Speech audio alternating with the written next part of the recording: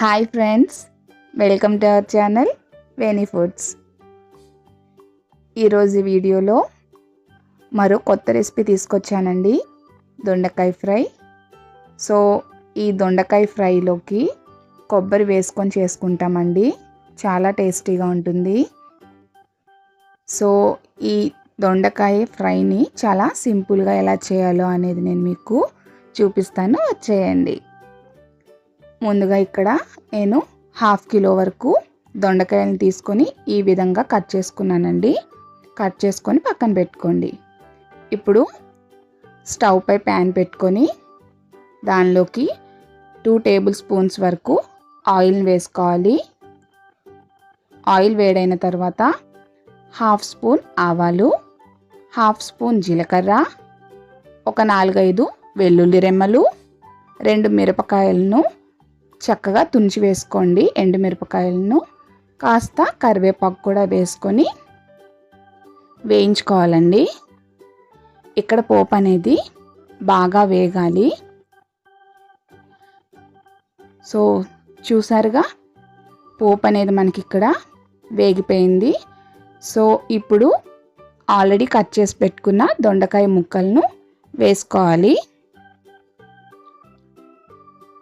ఇప్పుడు ఈ దొండకాయ ముక్కలు మగ్గడానికి 1 స్పూన్ వరకు సాల్ట్, 1/2 స్పూన్ పసుపు వేసుకోవాలి.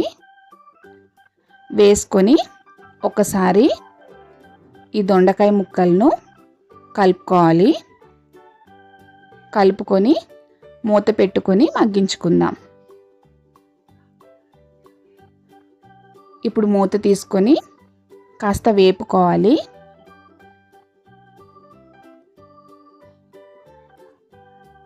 ఇప్పుడు మరలా మూత పెట్టుకొని మగ్గించుకోవాలండి. సో ఇలా మూత పెట్టుకుంటూ కలుపుకుంటూ ఉడికించుకోవాలి. దొండకాయలు అనేవి ఇలా మూత పెట్టుకొని మగ్గించుకోవటం వలన చాలా త్వరగా మగ్గిపోతాయండి.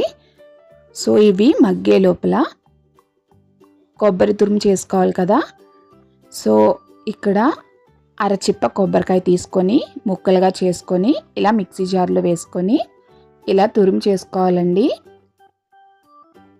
మరీ పేస్ట్ చేయకండి, ఈ విధంగా చేసుకుంటే సరిపోతుంది. పక్కన పెట్టుకోండి. ఇప్పుడు మూత తీసుకొని దొండకాయలు మగ్గాయలు చూసుకోండి. కాస్త వేపుకొని ఇంకాస్త మగ్గించుకోవాలి. సో మూత పెట్టుకుందాం.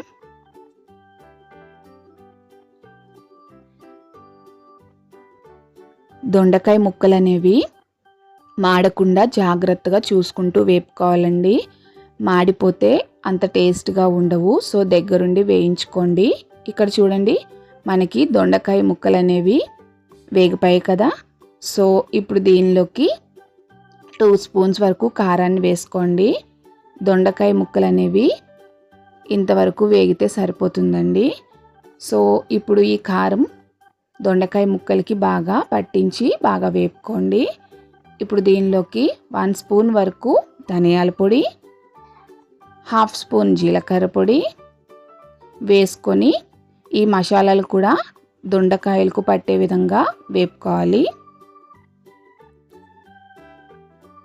సో ఇదంతా వేగిన తర్వాత ఇంకా దీనిలోకి మనం ఆల్రెడీ చేసి పెట్టుకున్నాం కదా కొబ్బరి తురుము. సో దీనిలోకి వేసుకోవాలి. వేసేసుకొని ఈ కొబ్బరి తురుము కూడా దొండకాయ ముక్కలకి బాగా పట్టేట్టు వేపుకోవాలండి. ఇలా కలుపుకున్న తర్వాత ఇక స్టవ్ ఆఫ్ చేసేసుకోండి. అంతేనండి, దొండకాయ కొబ్బరి ఫ్రై రెడీ అయిపోయింది.